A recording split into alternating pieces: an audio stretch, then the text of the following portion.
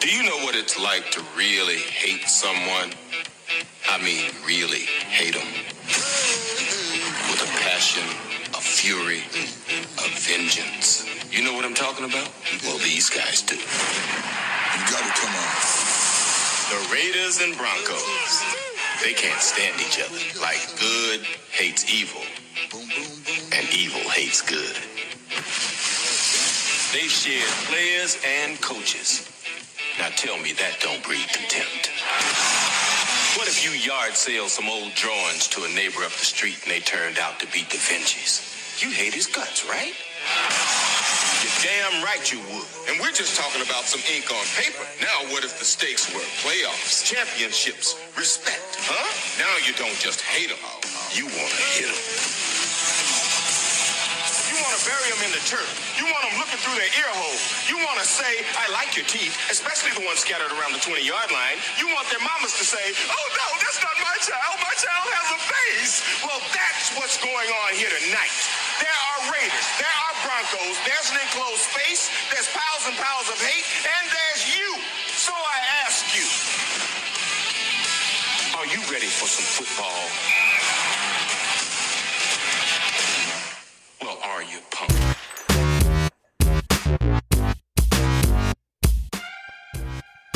Welcome in. Thank you, Samuel L. Jackson, getting us pumped up. We're 500, Ryan. I'm tired of these snakes on my... Yeah. Take them to London, all right? Take them to London. Get out of the United States. That's how bad the Jets were. It's been nothing but good vibes, Ryan, since we last spoke. How have you been doing? Dan had to go visit Mickey Mouse last week. So I guess maybe, we took a week off. We still posted the pics out there, but how have you been since we last talked? The Broncos are winning. The Nuggets have reported for camp. Everything's looking great. Yeah, it's a good time to be a Denver sports fan. I don't know. Dan sent something in the Instagram chat that made me wonder if I was still allowed to be a Broncos fan. It seemed to be throwing shade at my brief hiatus as a Dolphins fan. Wow. A man just saying that people were going to start hopping on the bandwagon, which is just classic Denver hopium. Like, who's gonna be hopping on this bandwagon? But other than that, other than getting some shade from my own Producer podcast brethren, things have been going well. The Abu Dhabi / opening training camp vibes, Ryan, are immaculate. Obviously, we're going to get into the Broncos here, but I do quickly want to touch on these Nuggets. I'm glad you brought them up. Dan, if you could mark this in the podcast and mark me down as a 10 out of 10 on the Russell Westbrook train, we can keep track of this throughout the year. Right now, it's burgeoning on an 11. I'm like a middle school boy at a dance with a girl just minor grinding. It's poking through the jeans. I'm gonna have to tuck it up here soon. Yeah, you got a full tuck into the waistband. Goodness gracious, I am excited out here. What do you think the floor of that number is going to be? If you had to predict what the floor of the Russ Westbrook experience is going to be for you personally, this is not, for writ large Nuggets Nation, but for you personally, what do you think that floor is going to be? Because I think that range would be interesting. I think it could go down. I think the only way it could go below a 5 would be playoffs. Yeah, like he'd have to F us in a playoff game that was really important, knocked us out or something, right? Like it'd have to be that kind of a thing.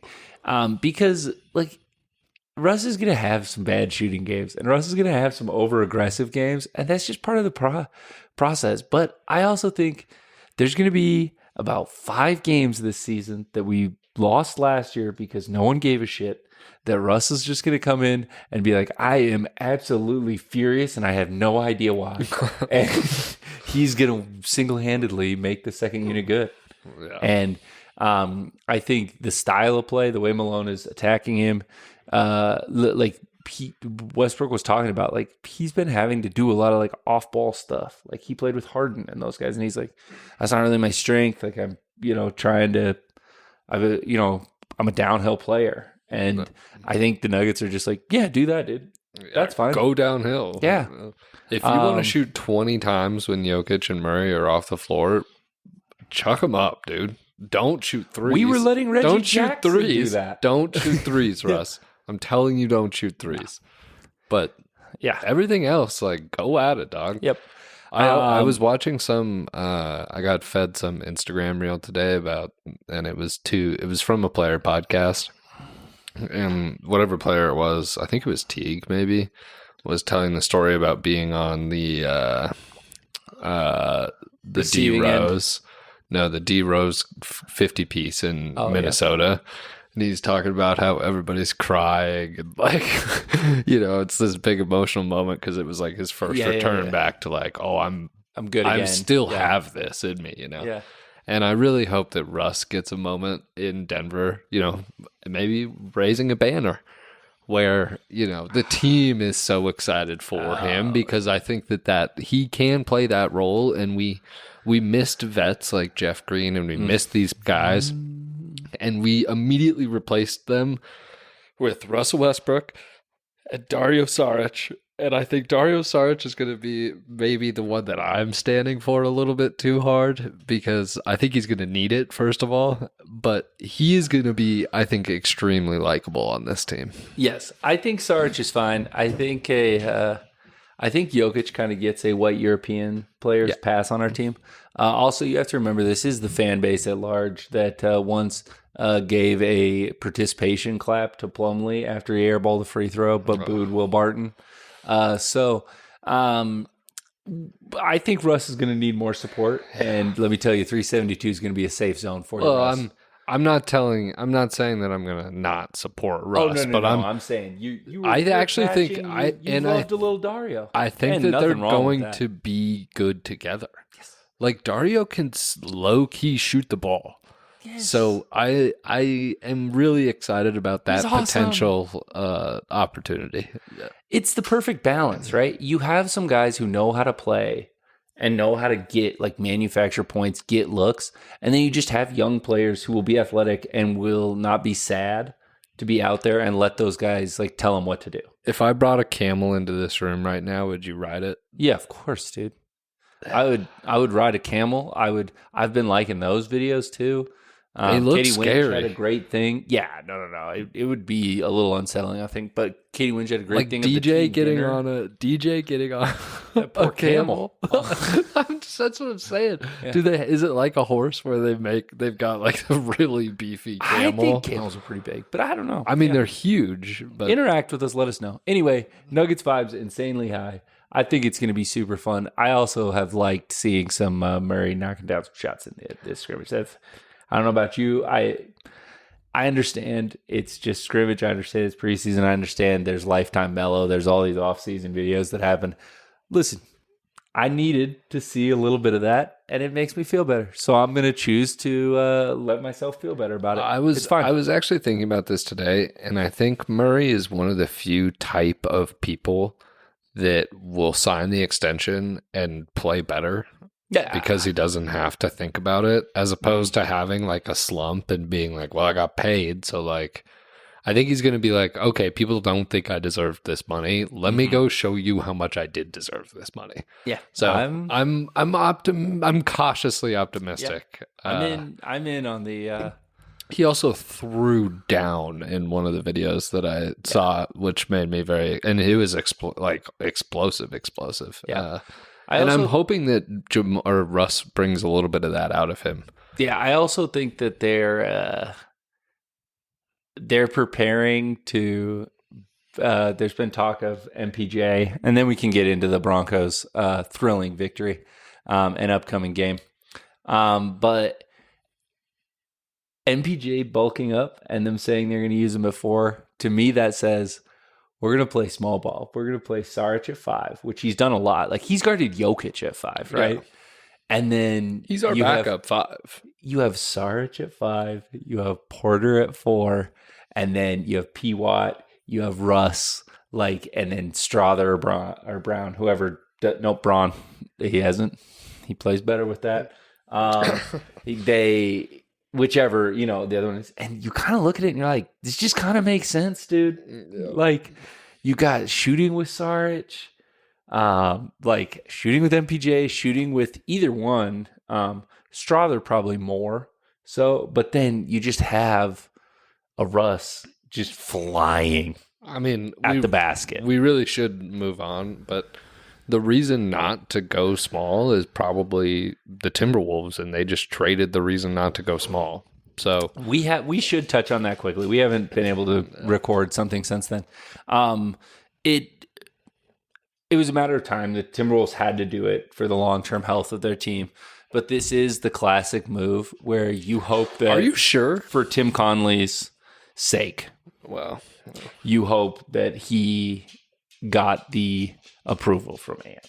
Because this is the classic small market to mid-market team thing where you can either be stupid and pay the luxury tax and then the guy leaves anyway and you're so... But they have to pay Randall too. And then the guy goes, well, but Randall's 1 year. But you just gave away Cap for a year of Randall? Well, and DiVincenzo. But and DiVincenzo's not bad, by the way. No, I think really there's good. a lot of overlap with his skill set, but he's a much better shooter than like Jaden McDaniels and some of those guys who the Nuggets were not guarding by the end of that series, right? Like if you don't guard Dante DiVincenzo, he shot 40% from three last year. He was awesome on the Bucks championship team. Yep. So, yeah. But it feels like you said, the short term they got worse. Well, they're a lot better of a matchup for the Nuggets specifically. I don't know that their team. I think the Randall thing is going to be interesting, but I'm not scared of them as much anymore. No. Like their problem for Jokic was they had so many bodies to throw at him, and they just got rid of one. So it's Jokic is going to bust them up again this year, which is. Like we could talk more about his beard and I'm just very excited for the season. I think this team is going to be very fun. Yep, it feels like we have a little edge back. And Malone just wasn't there. Yeah, and I think that's good. Speaking of getting our edge back, 10-9 AFC football, Ryan. The Broncos, one of my picks was Jets minus 7.5. I thought this was a terrible matchup. Obviously, Singleton, or I'm sorry, not Singleton. What is his name? Middle linebacker was our Mike, and he tore his ACL and kept playing versus the Bucks. Which is wildly impressive. Yeah.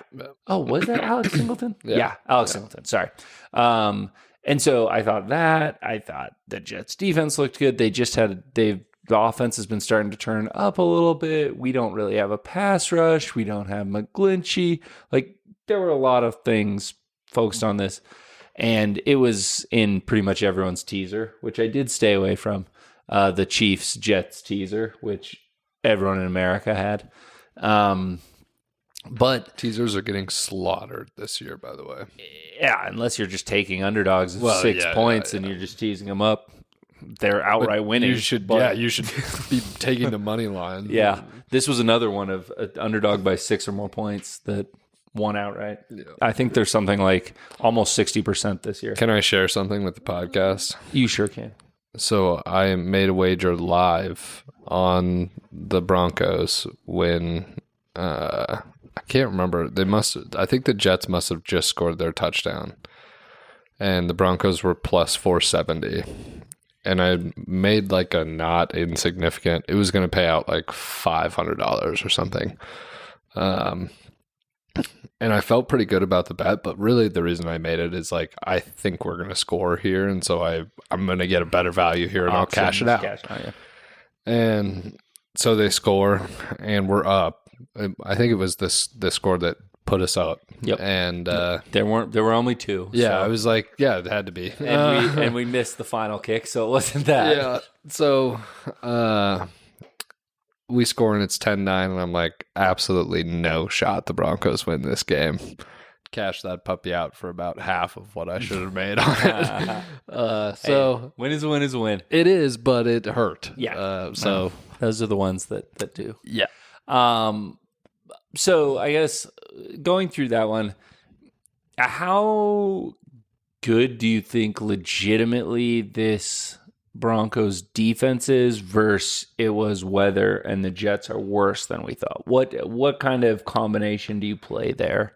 It's both and, but I think the defense is definitely good. There's you can't do that to this many teams. Like even the teams that have beat us, it's not been necessarily.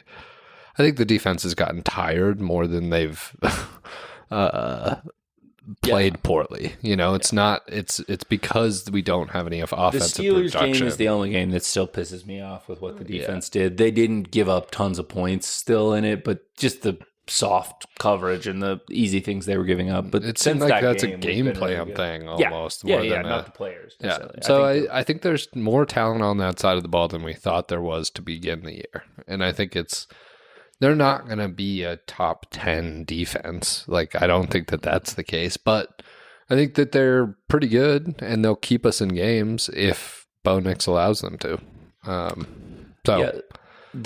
would say my two biggest surprise Broncos thus far would both be on the defense. And the first is obviously he's been getting a lot more publicity of Riley Moss, the rookie cornerback.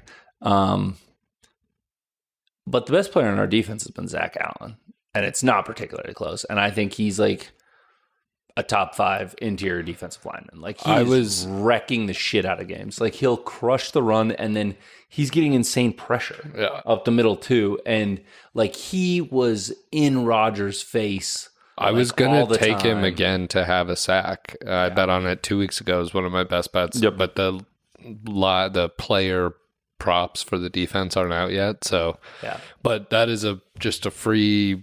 I mean, because he's an interior lineman, his odds are out of whack, but like he's gonna get pressure, he's gonna be there, and his line was 0.25, so even if he gets half a sack, it's like, and it feels like cash money because there's not as much talent, especially with like Browning's been banged up. It feels like all of our schemes and blitzes or stuff are like, can we get Zach Allen one-on-one? Yeah. And we don't care if our linebacker gets home or whoever. It's just like, hey, can we have one lineman trying to block Zach Allen? Because I bet he's going to just do some unholy things to that man. So I think those are the two things that coming into the season, maybe I underestimated. Zach Allen was like pretty meh the first like 5-6 weeks of last year. And then he came on at the end. And man, this year he is unreal. And then Riley Moss, he had the one pass interference in the end zone, which wasn't like a wild, dumb pass interference. Like he was genuinely coming back on the ball. He got there a little early. Like it's whatever in today's NFL, honestly. And so I can't find a lot of mistakes for him. And that was one of the things that we harped on in the preseason was like, okay, we have Surtain, but like, who else are we putting at corner? They're going to throw all over, and everyone throws at Riley because that's what you still should do. Yeah. And he has been great over there. And I worry about a rookie wall. I worry about, obviously what that looks like as more and more people get tape on you and kind of your tendencies as a corner and all that. But he's been awesome, and I wish I would have seen. And maybe he did it during the season. I think he did, but I saw this past week, it was before the Jets game, but they were talking about Riley Moss, and they were like, he was talking about the Vikings be like, well, how would you, do you think you can guard Justin Jefferson? And he's like, does he bleed red? He's like, I bleed red. He's like, I don't care if he's like, yeah, he's great. He's like, but I can cover anybody.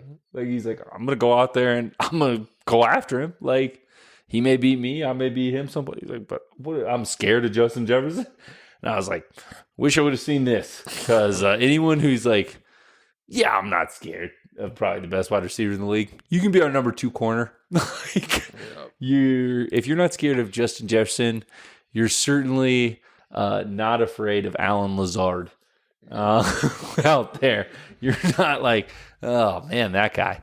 It's not an easy job, though, which to your point about the rookie wall, like he might hit that a little bit harder because he's got PS2 on the other side, and it's like you're just going to get targeted. Like if they find that thing that you're not good at, you better get good at it quick because they're going to exploit the shit out of it. So it's, I think the defense is, it's going to have its ups and downs, right? Like, I don't think that we have enough talent that this is sustainable on a week-to-week basis where we can be counting on this lockdown defense. I think we can count on it this weekend. But, yeah. Say what you will about Aaron Rodgers, but Gardner Minshew, I do think, is worse than him. I do think Gardner is worse. That weather did look... It like almost wasn't coming through. No, it looked like awful. Because it wasn't, because, you know, like sometimes you can see the flags whipping and they're like. Saleh looked like he had been to Diddy's house. I mean, his head was so slick. It was.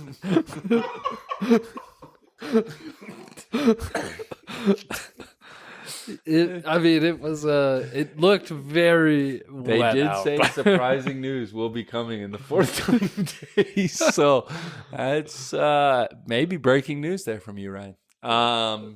But yeah, I mean, but you know what I mean. Like, there's sometimes where you can like see the weather so terribly, Yeah, and it didn't look like the wind was so bad, but or that like the rain was like sleeting or the snow was kind of, but like. Both quarterbacks couldn't hold on to the ball. Like And they were they- both just well, looking at their hands okay, on the no. sideline, just like, what the like? Can you imagine if it wasn't Aaron? I had this thought during the game. Could you imagine if it wasn't Aaron Rodgers on the other side? What Denver would be saying about Bo Nix? They'd be like, his hands are too small. He can't grip the ball. But like, you had one of the greatest quarterbacks in the world on the other side, also doing just insanely dumb stuff on a regular basis.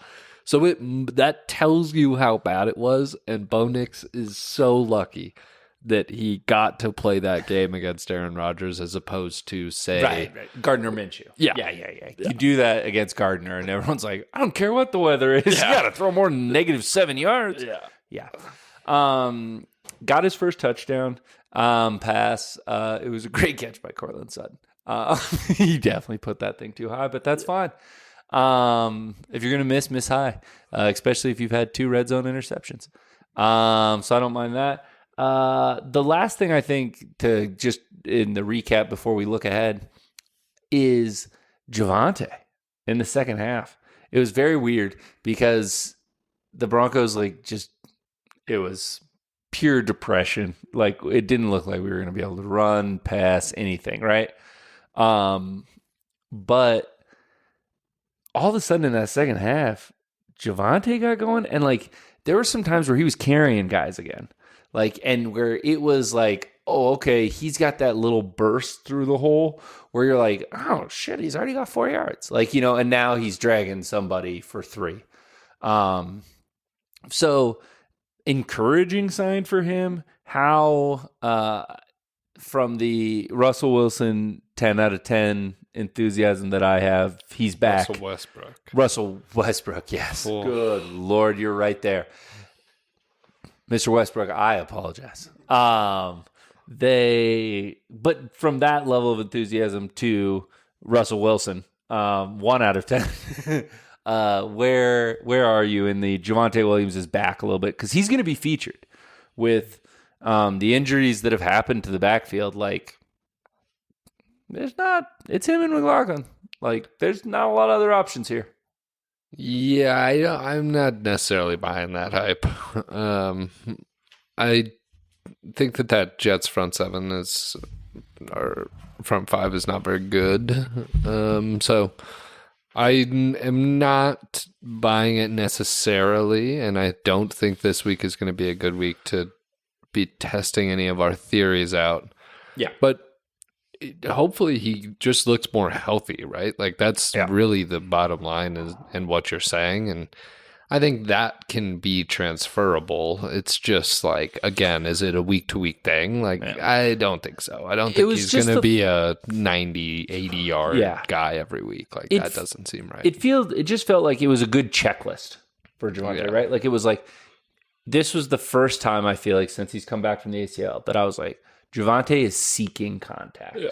When, like, he's not like, oh, I'm going to try to juke and avoid everybody. He's like, you're Sauce Gardner. I'm running your ass over you. Yeah. Like, the quickest path to the end zone is straight, sir. Yeah. Like, it felt like that. And so that's got to feel good to check a box, even if, like you said, I tend to agree with you. I'm not like a 10 out of 10. Javonte's back to that. Kind of almost, like, I can't remember if he went to the Pro Bowl or like, but like, he was an unbelievable talent, right? I'm not saying I don't think he's that, but getting that checklist there and having that as a threat, especially late in games when it feels like you said, we're going to be on a run the ball, time control, defensive struggles once again, that feels like an asset to me. Yeah, it's not going to be your Peyton Manning 41 25 games. I don't think we have that in us. Your pipe dream from the preseason of the Broncos offense being fun is it's long gone. No. Speaking of this week, we played the clip in the opening. It's Raiders week. Yeah. It doesn't feel like it means as much as it used to be. Yeah.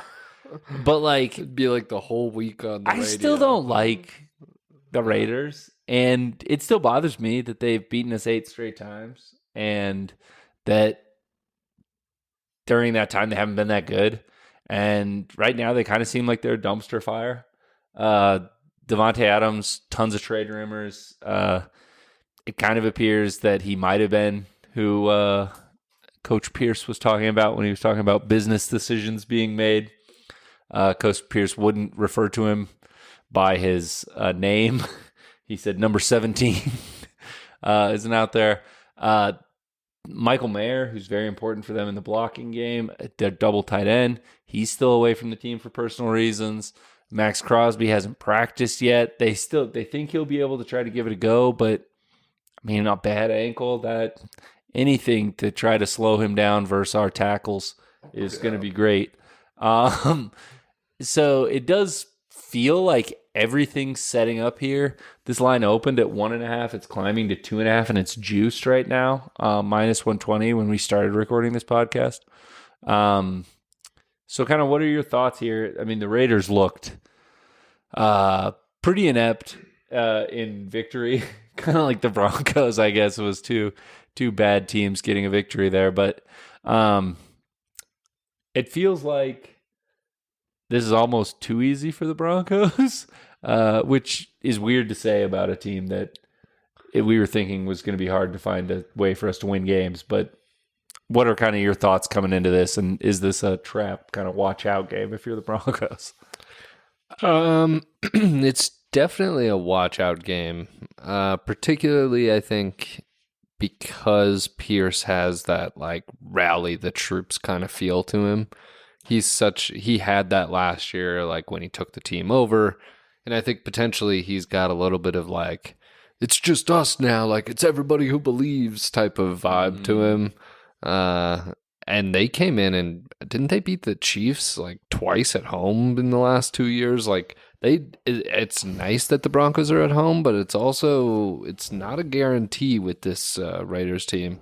So I think that there's a pretty big talent discrepancy, and I think that the Denver crowd is going to be pumped up. They're wearing those throwback jerseys, like it's going to be. Those things look good. Yeah, it's going to be a good vibe, and I'm hoping that is enough to beat a bad team.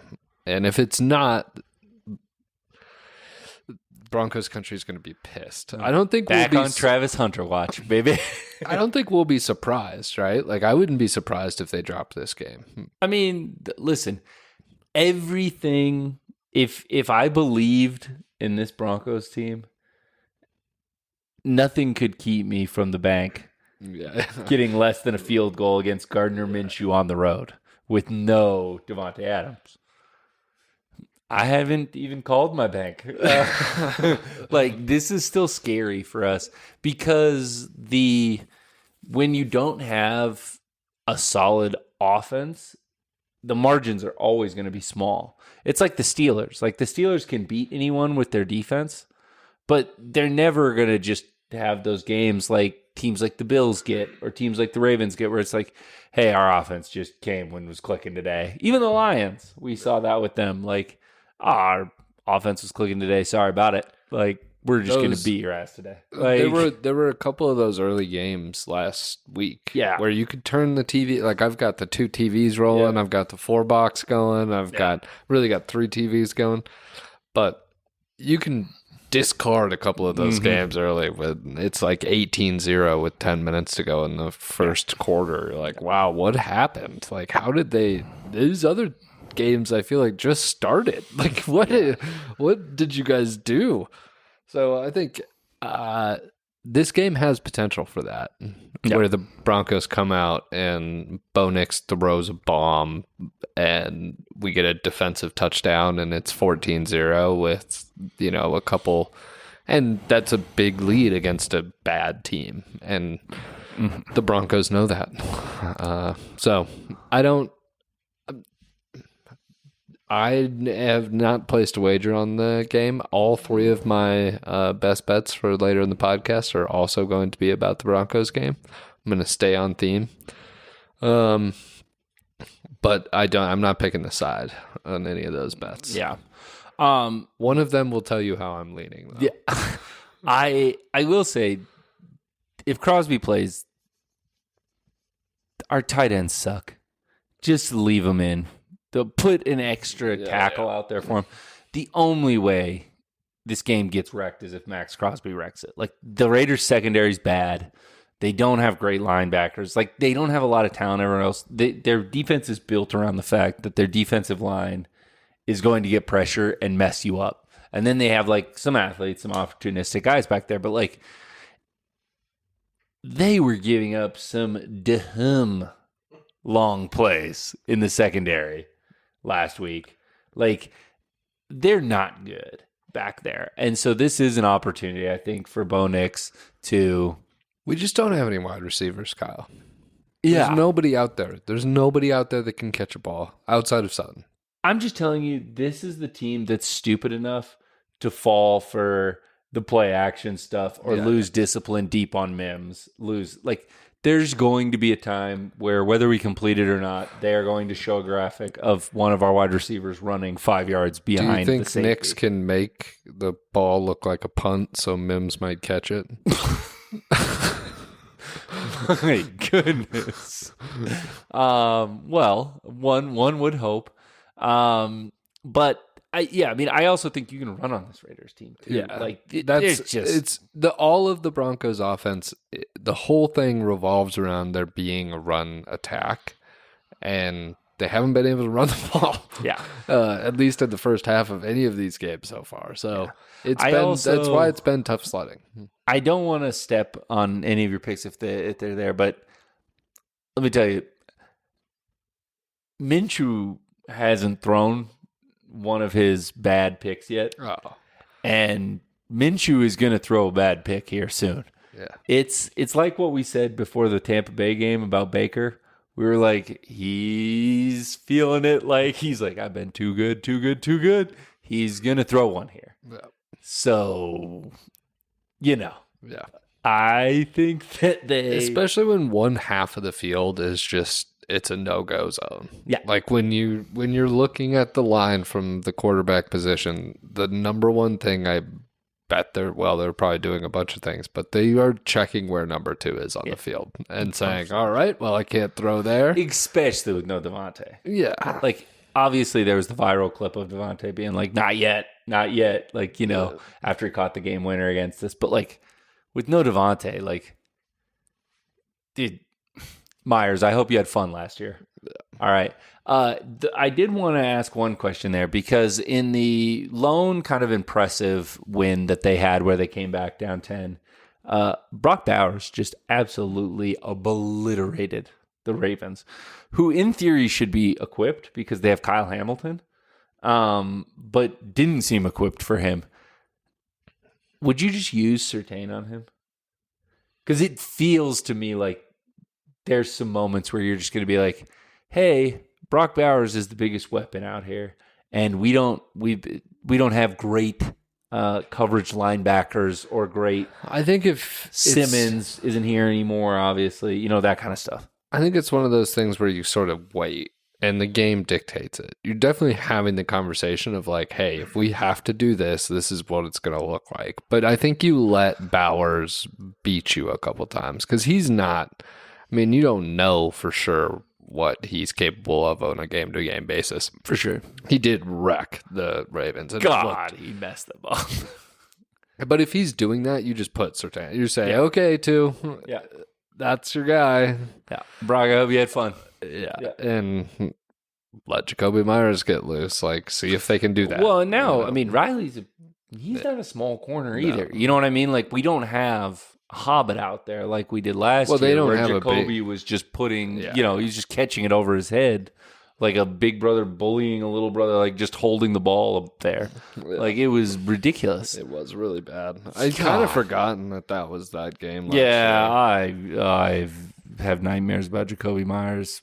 How many yards did he have? Like 250 or something? It was stupid against us last year. But it does feel like there's very limited weapons. Obviously, Zamir White, he's banged up as well in this. They just had a guard that they just brought in. He showed up on the injury report today. This just feels like a game where, like you said, the fans are pumped up. You're wearing the good jerseys. Just come out, jump on this team a little bit. And it'll probably be an ugly second half, like you said. Don't be surprised if it's 14-0 and ends up 21-3.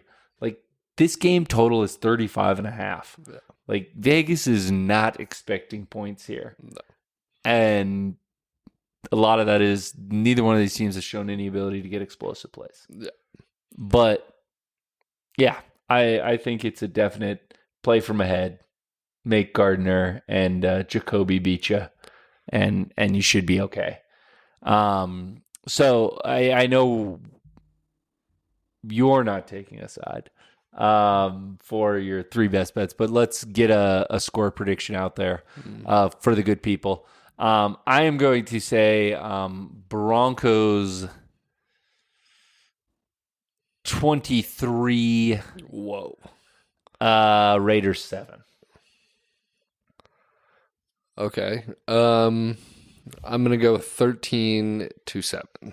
Yeah. Broncos. I might have given them too many field goals. I was trying to think. I was like 23. Holy shit, we must be scoring 2 defensive touchdowns. All right, so Zach Allen, strip sack, fumble touchdown. This is not the Von Miller defense out here, Kyle. What is happening? God, I miss those guys. As much as I think about Jacoby Myers torching us, I think about the no-fly zone just as often, and it's much happier memories. Yeah. All right. Speaking of bets, let's just get into it. Well, let me go first because I have one that just ties in perfectly to what you were just talking about. Okay. So I have an alternate team total here. Okay. And I took the Las Vegas Raiders under 14.5 points. Okay. That is plus 136. You want to talk about calling the bank, Kyle. 14.5? You're telling me the Raiders are going to score 17? How are they going to get there? I wish I hadn't seen some of these Bo Nix interceptions. Yeah. That's the only way. That's the only reason I think it's plus money and that it can be done. I am going to go in a similar way, a little bit more plus. I really like the Broncos here. I think this is the like, oh, okay, the Raiders are a really, really bad team. That Baltimore game was just BS. Those games happen all the time. Like, I forget who it was who like beat the Colts when the Colts were supposed to be good with like Phillip Rivers. week 1, and then they like went 1-15. Like, like sometimes just a bad team, just it happens to, they get a win. So I'm taking alternate spread. I will take the Broncos up to -6.5. And that will get me to plus 164. Yeah. If you're a real man, you'd take a -9.5, but I don't disagree. I wanted under a touchdown because of our offensive struggles that we've detailed here. But I think this is a Broncos touchdown win here. Also, it should go, we meant to touch on this earlier, but every week I've picked the Broncos, they've lost, and every week I've picked against the Broncos, they have won. So this is the litmus test for this. If the Broncos lose this game, I will never pick the Broncos to win a game the rest of the season. That is my promise to the podcast. I'll still give honest analysis so you can tell when I would pick the Broncos, but I will do my part as a fan if they lose this game. But I think they're all right here. The kids are all right. Yeah, I mean, I don't disagree with you. I like the under a touchdown. But if you had some real cojones, 9.5 is just sitting right there for you. I am going to go back to the well here. It's probably been my favorite bet of the Broncos season. And I'm going to take Bo Nix to have over longest rush 10.5 yards. He ran for 10 tantalizing yards last week, which was a devastating loss for me. But he loves to scramble, and if Crosby is out there, he might have to. And it's just a great, we're going to be in third down and long. We are. Mm-hmm. So I just think it's to the sticks. Yes, exactly. And he will take a hit. He'll do some dumb shit to get there. So he's fired up. He's putting the ball out in front. Yeah. He's doing stuff. He's doing a lot out there. So, it is -115. Yeah, I like you're it. Paying a little bit of juice, but I think it's fine. Yeah. Also, it bears repeating that this Raiders team is kind of stupid on defense. So there's a good chance that someone will go to a wrong spot and just leave a wide open gap or something. I watched some of the game tonight, the Bucks Atlanta game on the all 22 version on Next Gen. Yeah. I was enjoying that. And I was really enjoying it too. And there was a scramble by Baker that was just 25 yards down, and it was like the Madden play that you used to be able to run with Michael Vick, where you just ran everybody to the other side of the field and just rolled out everybody on the other side. It was exactly that, and I could just see something like that opening up for next year. Yeah. They do a lot of rollouts with him, a lot of stuff like that, where I think there's run options. They want to give him the opportunity. I don't hate it at all. My next one, really my last two, they're ugly, but the time has come, Ryan, for me to fade Patrick Mahomes, as I do every year,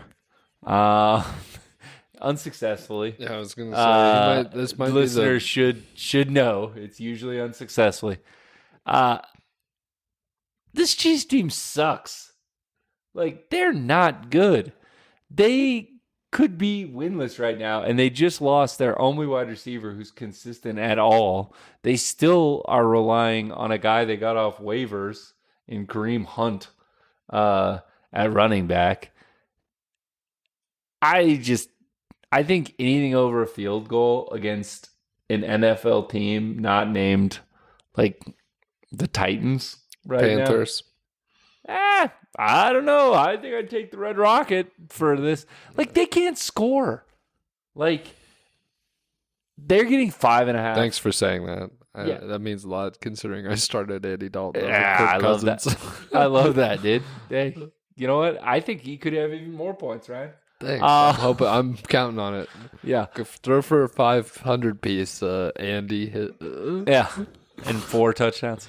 But no picks.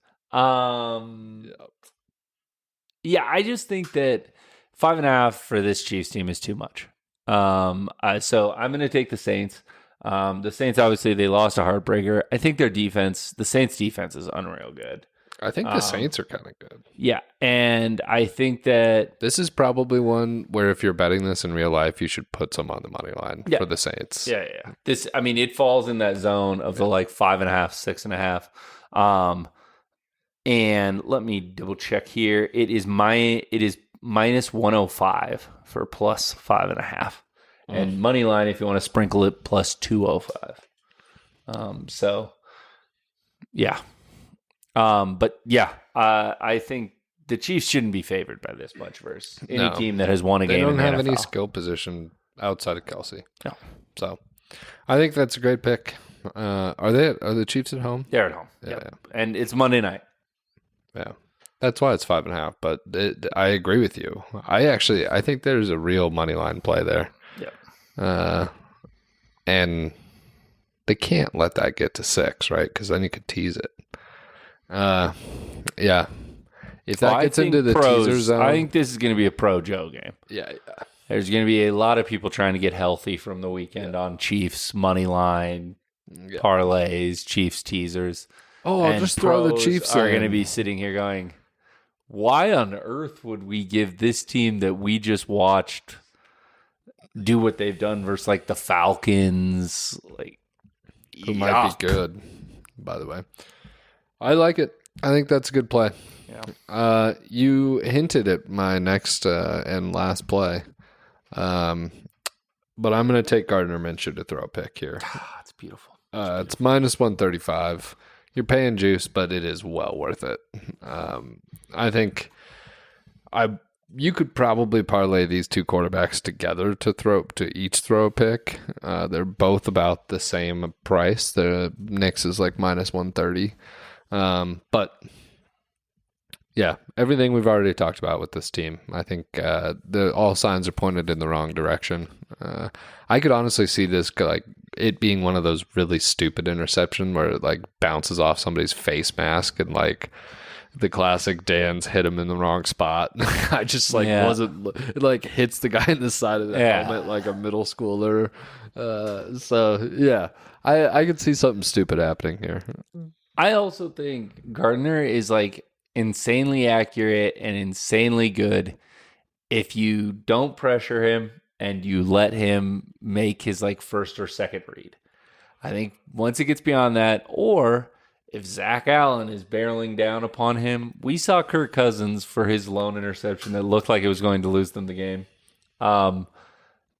It was just pressure up the middle, and so he was like, crap, and threw it right to a linebacker. And I think with this too high, if you can get pressure up the middle, these quarterbacks can't see well. They can't, and there's a lot of like panic, and so I love a Gardner Minshew pick. My last one, we're staying ugly here. We're taking a team that blew it last week versus 90-year-old Joe Flacco.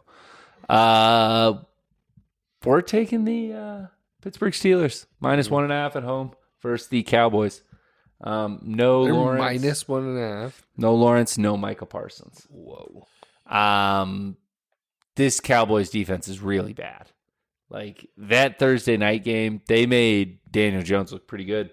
And they couldn't stop anything. And I just think that Tomlin's really good in these spots.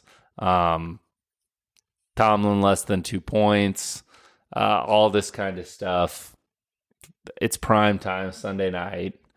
It's going to be a crazy crowd. I just think the Steelers are the play here, and I think the Cowboys are really banged up, and this is a really bad time for them to have to play a really good defense who's not going to let CeeDee Lamb cook. Like the Giants couldn't guard him. You're so laying like 2.5 with Justin Fields, though. I'm not laying 2.5. It's 1.5. But 1.5, whatever. I feel pretty good about it. That one is minus 115. It's climbing, baby. Ugh. Yeah. That is ugly. You advertised it correctly. Yeah. Your last two are just ugly. Yeah. And I think, And probably correct. I mean, often we've the talked ugliest about thing is the right thing. So it's a stock market, right? Everyone watched this team lose to Joe Flacco after they just got hyped up all, with their 3-0 start. The Cowboys are a pretty public team. This is where you take Mike Tomlin. yeah. I mean, this Cowboys team, I agree with you that the Cowboys team is bad. And you're right. You just have to swallow the pill sometimes that when two bad teams play each other, the worst team will often get their ass kicked. So you're probably right. But I might find a prop way to attack that same sort of line of thinking as opposed to laying the... That's the thing with the Steelers. They're so hard to figure out because their offense consists of just banging their head against the wall and then 50-yard bombs, but you never know who they're going to be too. Yeah. Like longest completion. Yeah. There's ways, Yeah. I was also just thinking about betting against the Dallas offense. Like that's really, I think, how you make unders money. are pretty good. Unders on that, and it's Dallas. 43.5, so it's not, Dallas is. Well, and just like, okay, what is CD Lamb's over under? Yeah. Like that's probably the most public number total or public total in terms of a player prop. So there's I agree with the fundamentals. So Look at that. We're going to go 6-0. Agreement there. Yeah, look at us. We're going to go 6-0, which is just a brilliant thing. Yeah. I'm happy to see it. Anything else you wanted to get off your chest before we get out of here? Have you watched any baseball? No, I've watched not a second of postseason baseball. Yeah. A lot of day games here early on, and I am with the schools, so I can't quite get there for that. I'm sure I'll get sucked in here. But Dan's been texting. It sounds like it's been really good. I know there was another come from behind 3-run blast from the Mets today. Like I watched a little bit of that game. I missed the actual home run, or the Pete Alonso home run. But I don't know. It's starting to heat up. Like October feels like the month where the sports really start to come back into full swing. I'm gonna miss golf. I don't know if you watched any of the... I'm sure you didn't. Ryan, I can barely watch the NFL Broncos. football games with one toddler. Yeah. It's getting dicey out here. Yeah. Well, it was dicey for me too. I got back from late brunch and really had to rush to get the TVs set up. Stressful. In a way that was appropriate for the viewing experience I was hoping to get. Yeah. So I understand that. We all have our struggles. Yeah. You have some late running brunches. I have a 3-year-old terrorist that runs around my home. We all have our cross to bear. Yeah. And that's what's important is that we're in it together. Yeah. And if you want to be in it with us, then subscribe and like. And 5 stars, please, on the podcast. We would appreciate that. We're getting into Nugget season. Like you said, heart of the season. I think it's going to be a fun time to be with the podcast. It's going to be a fun season with the Avs, with the Nuggets, with all that coming up. So, how many games do you think, for those of you who don't know, we have season tickets. How many games do you think you're going to make it to this year? That is 15? Very up in the air. 15? I think it's a good over-under number to set. Yeah. I think that's wise. Yeah. But time will tell. Yeah. But what do you think we should set my over under at? 10. It's going to be lower than last year. 10. I'm over 10. No, I know. 10 in the first month? Nah. I mean, we just see where life takes you. Yeah, we don't know how these brunches are going to work out for you. We don't know. could go right into 7:00. Who are we to say? I'm not as close, so it is going to be a little bit trickier. Yeah, it's not literally a walk. So Yeah. it could be. more effort. It's a longer walk, though. That would be an insane walk. All right. For real this time, we're going to wrap up the podcast.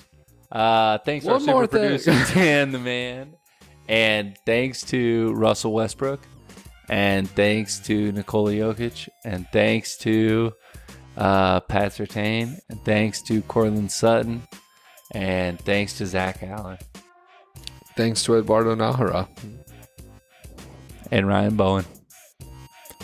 We'll talk to you next week. Bye. Lucifer Brothers is a Crab Shell Media podcast.